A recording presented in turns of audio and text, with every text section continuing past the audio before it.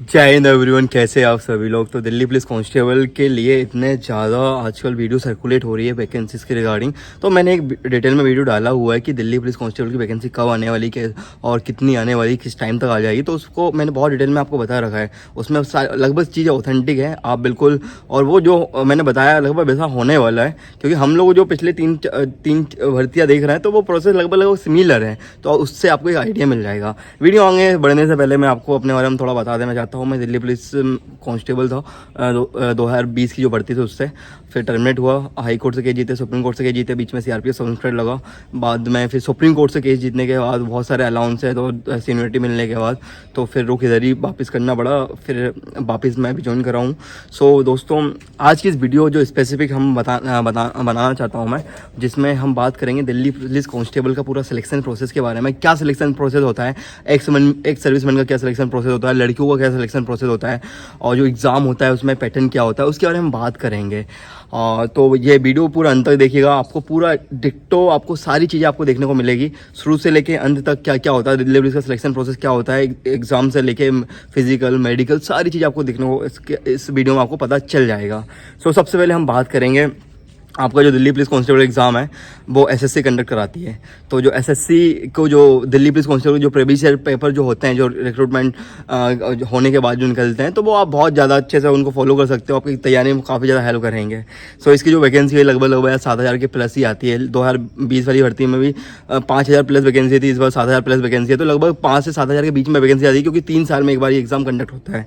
उसके बाद ऑनलाइन आपका एग्ज़ाम होता है, कंप्यूटर बेस्ड एग्ज़ाम होता है, और इसमें जो सिलेक्शन प्रोसेस है ऑनलाइन ही रहेगा। और इसके बाद आपका जो एग्ज़ाम, इसमें जो सैलरी वाली वो जो रहता है, इसका बेसिक है 21,700 से 69,100 रुपये, मतलब जब तक आप रिटायर होते हैं जब तक 69,100 रुपये तक पहुंचता है। बाकी वो कमीशन जैसे जैसे अपडेट होती है उस हिसाब से चेंज होता रहता है। उसके बाद आपका ये 100 नंबर का पेपर होता है, कंप्यूटर बेस्ड एग्ज़ाम होता है, जिसमें हर क्वेश्चन के लिए 1 नंबर होता है, और नेगेटिव क्वेश्चन अगर आप करते हो तो 0.25 उसकी नेगेटिव मार्किंग होती है। और जिसमें आपका सिलेबस की अगर हम बात करें तो 25 नंबर आपके रीजनिंग में आते हैं, 25 क्वेश्चन 25 नंबर। करंट अफेयर और जीके का आपका हो जाता है 50 क्वेश्चन। उसके बाद मैथ्स में जो होता है वो 15 क्वेश्चन होते हैं, और कंप्यूटर के आपको 10 क्वेश्चन। इस तरीके से आपको 100 नंबर का क्वेश्चन 100 नंबर का पेपर हो जाता है। और इसके लिए जो टाइम मिलता है आपको, काफ़ी ज़्यादा टाइम है, बहुत टाइम है। दिल्ली पुलिस कांस्टेबल के एग्जाम में आपको 1.5 घंटे का टाइम मिलता है 100 क्वेश्चन अटैम्प्ट करने के लिए। वहीं एसएससी के सीजीएल हो गया, उसमें 1 घंटे में आपको 100 क्वेश्चन अटैम्प्ट करने होते हैं। तो बहुत ज़्यादा टाइम है, आप आराम से इस एग्जाम को बहुत अच्छे से अटैम्प्ट कर सकते हो, और जितने भी मैथ और रीजनिंग क्वेश्चन है उसको 100% एक्यूरेसी के साथ में सही कर सकते हो। उसके बाद दोस्तों हम बात करेंगे इसमें हाइट मेज़रमेंट की।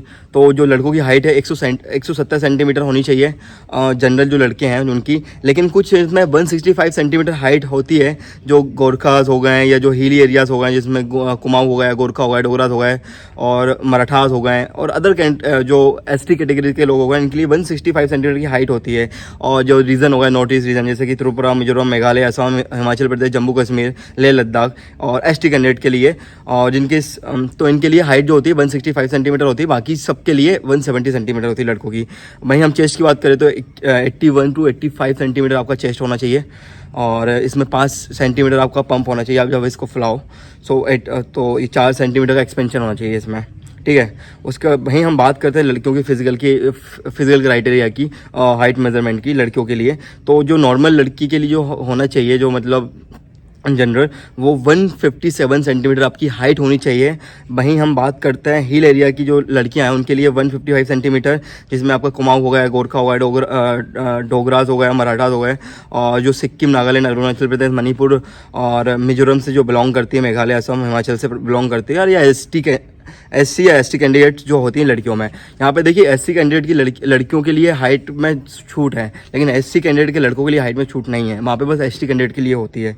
उसके बाद हम फिजिकल की बात करते हैं, तो फिजिकल के लिए एक्स सर्विसमैन का भी एक क्राइटेरिया रहता है, क्योंकि एक्स सर्विसमैन की 10% वैकेंसी रिजर्व होती है दिल्ली पुलिस कांस्टेबल में।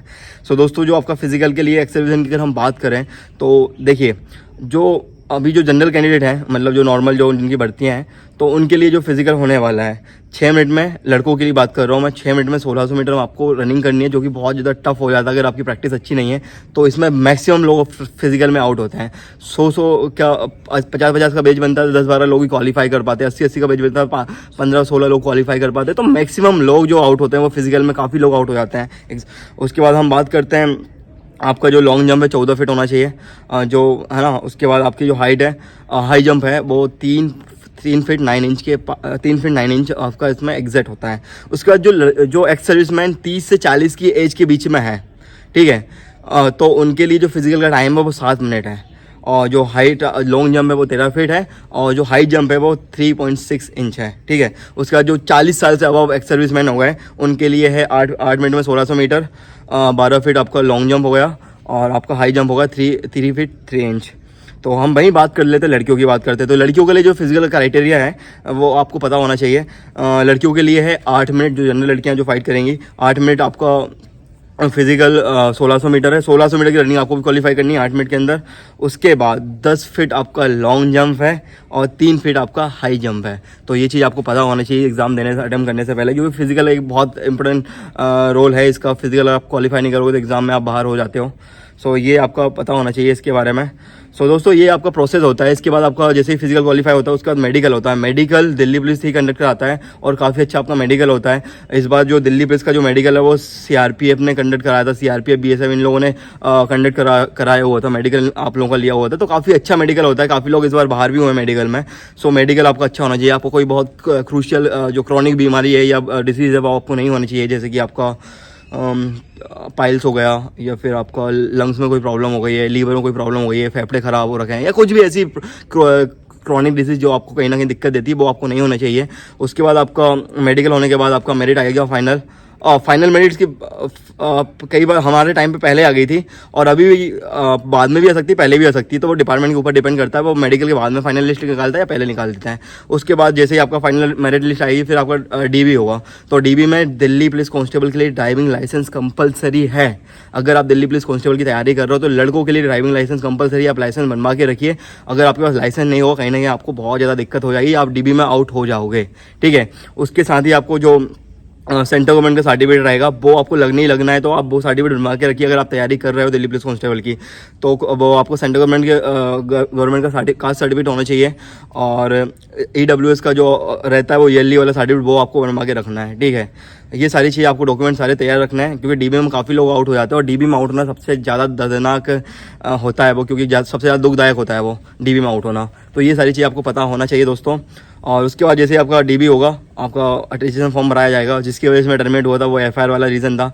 मेरे पे वो FIR थी, मेरे को आइडिया था नहीं उस चीज़ का, ख़त्म हो गई थी। बस मैंने गलती ये कर दी, मैंने बताया नहीं। अगर मैं बता देता तो मैं कभी टर्मिनेट भी नहीं होता और कुछ दिक्कत भी नहीं होती।